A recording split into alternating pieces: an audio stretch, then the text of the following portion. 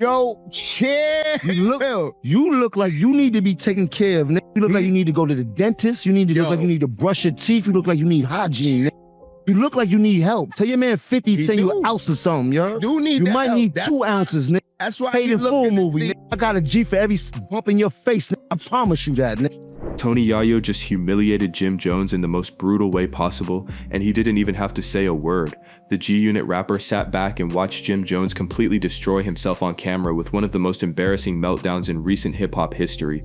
Jones thought he was putting Yayo in his place, but instead he exposed his own insecurities and proved everything Yayo said about him was true. But here's what has the entire rap world talking. How did Tony Yayo manage to expose Jim Jones so badly that Jones ended up humiliating himself? Sit back, relax, and let's dive in, because this video breaks down exactly what happened, and trust me, it gets heated fast. The whole situation started when Tony Yayo appeared on Math Hoffa's podcast and dropped an accusation that would destroy Jim Jones' entire reputation. Jim Jones, he had stacked bundles, he had Max B. I looked at it like, wait, you know, stacked bundles, we had a Porsche and was still in the hood. No disrespect to Jim Jones. Fifth had me in Battery Park. I could walk out that barefoot. I'm like the statue of Liberty. Get the socks. See, that's when a nigga love you, nigga. You can get the socks, nigga. Sneakers Dior, nigga. But I'm walking out there barefoot. That's when you know a nigga love you, boy. Because he making sure you don't get your shit split. Because you go back to 134, anywhere, Baisley, right, Brooklyn, shit get split. Once I got shit, nigga shot my shit up. Bentleys and all that. According to Yayo, Jim Jones left stacked bundles in the hood to die. Not metaphorically, not figuratively, literally left him in danger while he lived lavish. Stack got klled in a project with a Porsche, Yayo stated coldly, painting a picture that haunts everyone who hears it. An expensive car in a death trap environment, a superstar talent in a project building, a preventable tragedy that Jim allegedly allowed to happen. But Yayo wasn't done exposing Jim's failures. He contrasted Jim's treatment of Stack with how 50 Cent protected him. 50 had me in Battery Park, I could walk out that place barefoot. While Stack was dying in Far Rockaway with a Porsche he couldn't even protect, Yayo was living secure in Manhattan's safest neighborhoods. The comparison was brutal and intentional. Yayo knew exactly which wounds to press, exactly which guilt to amplify. He continued, "That's when you know someone loves you, when they make sure you don't get your shit split." Every word was designed to highlight Jim's failure as a leader, as a friend, as a protector. What makes Yayo's expose even more damaging is the pattern he revealed. This wasn't just about stacked bundles, this was about Jim Jones' entire history of abandoning his people. Weeks before the Math Hoffa interview, Yayo had already started laying groundwork on Shannon Sharpe's podcast. He wasn't even talking about Jim initially, he was discussing Jay-Z and Memphis Bleek. But the real target was always Jim Jones. Yayo said, Jay-Z didn't have us on tour like he did, or I eat my own halal. I eat my own halal too, if you want to say that. To Memphis Bleek, I just came off my last tour. All I'm saying is when you see Jay-Z in a setting, he never really, when he's doing a Beyonce show or whatever, you don't see Memphis Bleek on the stage and him being brought out. You know, even if I'm doing the hype man shit with 50, he's bringing me out. I'm making money. I'm going to— That's that man girl too. That's it. That's Hov's wife tour. Yeah, that's Hov wife tour. So if Hov, I believe if Hov was out on his own, he would bring Bleek out. There is no need for him to bring Bleek in a situation where it looked like if this was last tour you're talking about with the Cowboy Carter. Right. Yeah. So to me, because I look at Bleek as a loyal guy, like I'm a loyal guy to Jay. But I look at like Fifth, my guy Hervé, one day we had TRL. And it's the young gunners there. Yeah. And I'm talking them out. And Hervé says loud, "You don't gotta worry about nothing. You got 50. Jay-Z doesn't do nothing for these guys like 50 does." And Hervé, I think he worked with them too. But he said that to me, and that always stuck in my head. Rest in peace to him. Look at Memphis Bleek. He not shining, he not winning. Jay-Z don't take care of him like 50 take care of me. Yayo said, knowing Jim would eventually hear this. He was setting up a comparison that would trigger Jim's deepest insecurities about his own crew. I seen something Tony Yayo said, Hov don't look out for me like 50 look out for him. Oh, word? He said that? I just want to clear that up. Hov don't have to. All right. You know what I mean? All right, okay. I'm chewing the loud on my own. Right. If Hov look out, I'm telling you, I'll be up there. Right. So when y'all see me out here, that's the Blizzle budget. But back to you, I'm sorry for cutting you off, but I just want to let niggas know Hov don't have to. Right. So, Persona, his whole aesthetic, allegedly lifted from a dead man's blueprint. Yayo knew bringing up Stack would force people to examine this uncomfortable truth. He wasn't just exposing Jim's failure to protect Stack, he was exposing how Jim allegedly profited from Stack's death. The specifics Yayo revealed were damaging because they were so precise. He didn't speak in generalities, he gave details. Stack had a Porsche but lived in projects. Stack had fame but no security. Stack had a boss who was rich but stayed in danger. Every detail painted Jim as someone who let his artist shine just enough to benefit him, but not enough to save him. Yayo even brought receipts mentioning specific neighborhoods, specific situations, specific failures. This wasn't gossip, this was testimony. And how did Jim Jones respond to these calculated accusations? Jim Jones walked directly into Yayo's trap. When he appeared on Memphis Bleek's podcast and Yayo's name came up, Jim didn't address the accusations intelligently. He exploded emotionally, proving everything Yayo had said about his lack of control and leadership. "You look like you need to be taken care of," Jim snarled at the camera, addressing Yayo. "You look like you need to go to the dentist. You look like you need to brush your teeth. You look like you need hygiene." Well, a lot of, me from the hood, so people look at Bleak and don't understand the business he's doing. They always look at Jay like, oh, Yeah. But nah, Nick, Bleak out here make... Like Yayo talking about, Jay don't take care of... I don't need Jay to go on tour. Will smoke hard coke, Yo, chill. You look like you need to be taken care of. You look like you need to go to the dentist. You need to look like you need to brush your teeth. You look like you need hygiene. You look like you need help. Tell your man 50 send you an ounce or something, yo. You might help. need 2 ounces, nigga. That's why Paid in full movie. Nigga. I got a G for every bump in your face, nigga. I promise you that, nigga. I promise you that, nigga. That's why he worrying about Peon, you broke, nigga. You know I got it, nigga. What's up? Ain't nobody... The both sides. Hey, yo. Hey, Flea, where the both sides, Let me finish that off. Ain't nobody taking care of over here, B. Nah, you good, my nigga. I fucking love it. They deserve it. They need to hear this shit, man, because they bugging out here. All these niggas worrying about who taking care of who. We take care of we. Ain't no who take care of who, nigga. You know who doing it. We live. We getting money. Nigga. We take care of everybody, nigga. We take care of each other, nigga. That's a fact, my G, but linking back up with you, Jim, we missed out on a lot of opportunity, bro, but we ain't gonna miss it out going forward. We need to put some pain together, bro. Don't lie. Instead of defending his treatment of Stack, Jim attacked Yayo's appearance. Instead of explaining his leadership, Jim made personal insults. The meltdown got worse. Jim started screaming about having a G for every bump on Yayo's face, bragging about money while dodging the real accusations.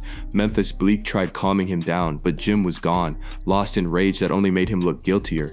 Here's what's brilliant about Yayo's strategy. He knew Jim would react this way. He knew mentioning Stack would trigger an emotional explosion that would make Jim look unstable, guilty, and unable to lead. Every insult Jim threw was actually validating Yayo's point. This man can't control himself, so how could he protect his artists? But Yayo's masterstroke was using Memphis Bleek's platform to complete the humiliation.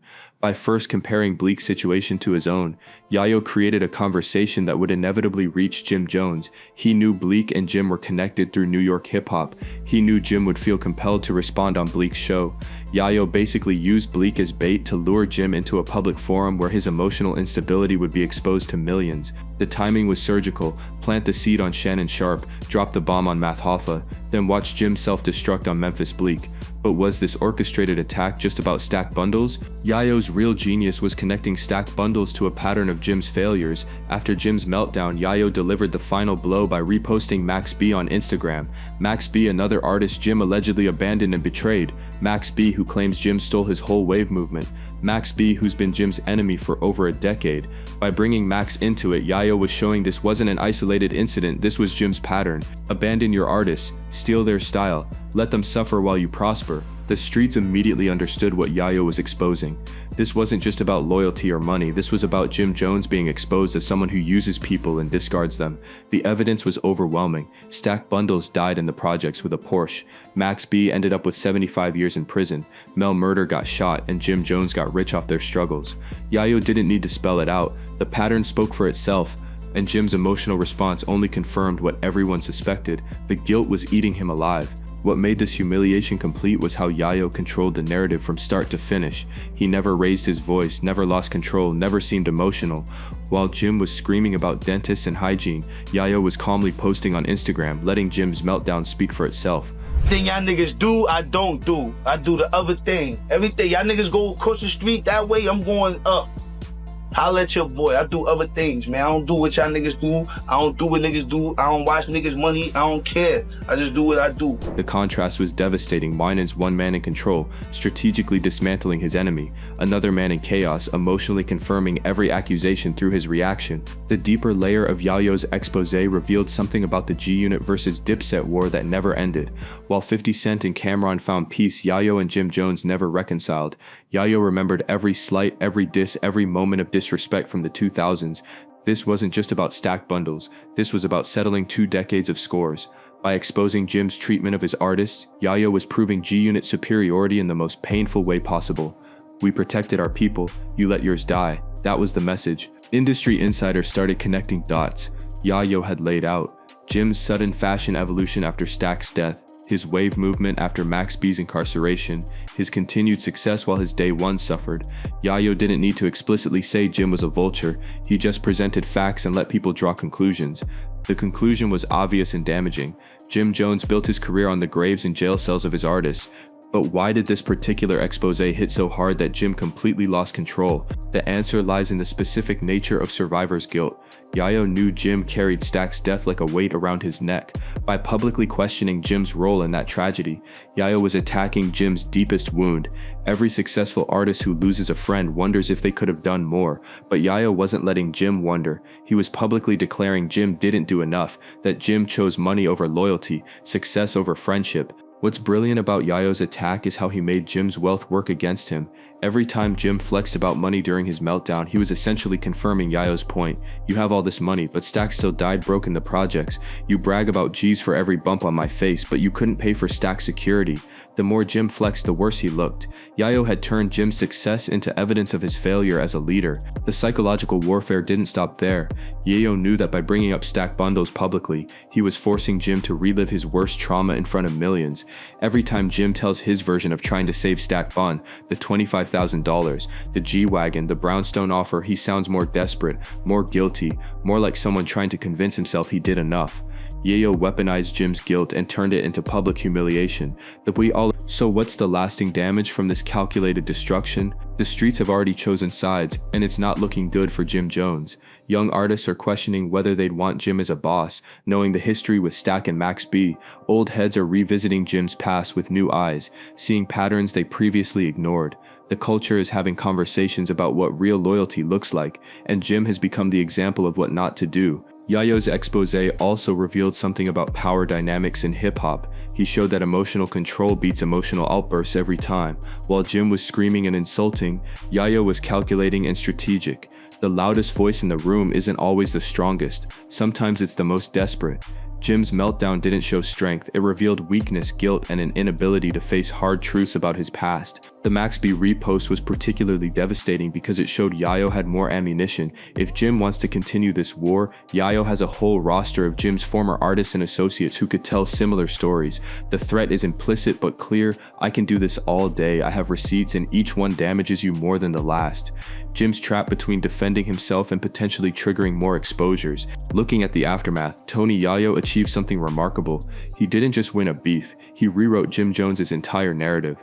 No longer is Jim the Dipset capo who survived the streets. Now he's the boss who let Stack bundles die, who stole Max B's wave, who abandons his people while preaching loyalty. That narrative shift is permanent. You can't unring that bell, can't unsay those words, can't undo that damage. The broader implications for hip-hop culture are significant. Yayo's expose forces every successful artist to examine their relationships with their crew. Are you really protecting your people, or just keeping them around for authenticity? Are you sharing success, or just using their struggles for credibility? These questions matter because the next generation is watching, learning what real loyalty looks like versus performative brotherhood. What makes this humiliation complete is that Jim Jones played himself. Yayo didn't need to create fake stories or false narratives, he just presented facts and let Jim's emotional response fill in the blanks. The guilty conscience Jim displayed on Memphis Bleek's podcast did more damage than any diss track could. When someone accuses you of letting your friend die and your response is to talk about their dental hygiene, you've already lost. The Stack Bundles revelation will follow Jim Jones forever now. Every time he talks about loyalty, people will remember Stack in those projects. Every time he discusses taking care of his people, Max B's name will surface. Every time he claims to be a real one, that Memphis Bleak podcast meltdown will replay. Yayo didn't just expose Jim's past, he poisoned Jim's future credibility. In the end, Tony Yayo's calculated expose represents a new form of hip-hop warfare, not through diss tracks or street confrontations, but through strategic narrative destruction. He identified Jim's deepest wounds, his greatest failures, his most painful memories, and made them public conversation. The humiliation isn't just in what was said, it's in how Jim's reaction confirmed every accusation. When keeping it real goes wrong, it goes wrong forever. And Tony Yayo made sure Jim Jones learned that lesson in the most public, most painful way possible. So what do you think? Did Tony Yayo go too far with this expose, or did Jim Jones deserve everything he got? Drop your thoughts in the comments below because this conversation is far from over. And if you want more breakdowns of hip-hop's biggest beefs and most shocking revelations, make sure you hit that subscribe button and turn on notifications. We're exposing the truth behind the industry's wildest stories, and trust me, you don't want to miss what we're dropping next.